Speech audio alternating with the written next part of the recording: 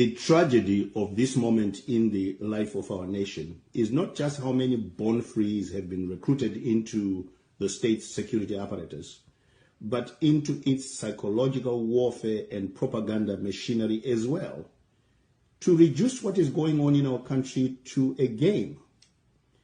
But none of this is a game for the widows and children of those who died because ambulances arrived 10 hours late.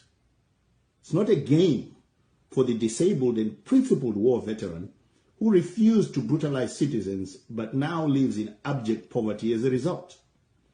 It's not a game for the families of Gukurahundi victims who have never received justice for the loved ones who were brutally murdered or maimed.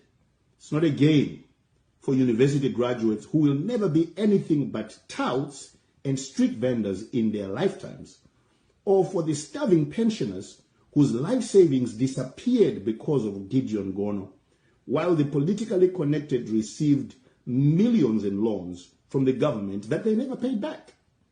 It's not a game for marriages that were destroyed because one parent had to leave the country to become an economic refugee in countries where they endure horrendous racism and xenophobia to support their families back home.